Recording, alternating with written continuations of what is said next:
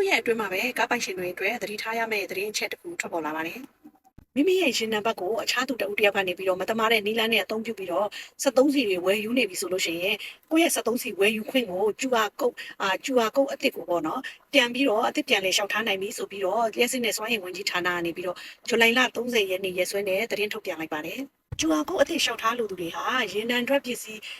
ကြီးကြပ်စစ်ဆေးရေးဦးစီးဌာနဒါမှမဟုတ်တိုင်းဒေသကြီးဒါမှမဟုတ်ပြည်နယ်ကြီးကြပ်စစ်ဆေးရေးအရာရှိရုံးတွေကိုလျှောက်ထားရမှာဖြစ်ပါတယ်။လျှောက်ထားရမှာတော့ကုန်းလမ်းပို့ဆောင်ရေးဦးစီးဌာနညွှန်ကြားမှုဦးစီးဌာနရဲ့ထောက်ခံချက်မူရင်း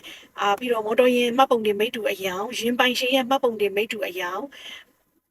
တေးရလိပ်စာနဲ့ဖုန်းနံပါတ်ဒါအပြင်ကိုကားနံပါတ်နဲ့တခြားဆိုင်မှာစီဝယ်ယူထားကြောင်းအထောက်အထားတွေကိုပါတင်ပြရမှာဖြစ်ပါတယ်တဲ့အဲ့ဒါကိုသက်ဆိုင်ရာရုံးတွေကနေပြီးတော့စစ်စစ်ပြီးတော့ကျူအာကုတ်အသစ်တွေကိုထပ်မံပြီးတော့ထုတ်ပေးသွားမှာဖြစ်ပါတယ်အရေးကြီးတာကလေကျူအာကုတ်အသစ်ရပြီးနောက်ပိုင်းမှာတဲ့ဒီမော်တော်ယာဉ်မှတ်ပုံတင်ရဲ့ဘာကုတ်ဖြစ်ကိုယ့်ရဲ့ကျူအာကုတ်အဟောင်းဖြစ်အသုံးပြုလို့မရတော့ပါဘူးတဲ့အသစ်ထုတ်ပေးထားတဲ့ကျူအာကုတ်နဲ့သာအစီဝယ်ယူနိုင်မှာဖြစ်ပြီးတော့အဲ့ဒီကျူအာကုတ်ကိုလည်းမပြောင်းမပြတ်အောင်ထိမ့်သိမ်းထားဖို့လိုအပ်တယ်ဆိုပြီးတော့လျှက်စစ်နဲ့စွမ်းရည်ဝန်ကြီးဌာနကနေပြီးတော့အသိပေးထားပါတယ်အခုလိုမျိုးမြန်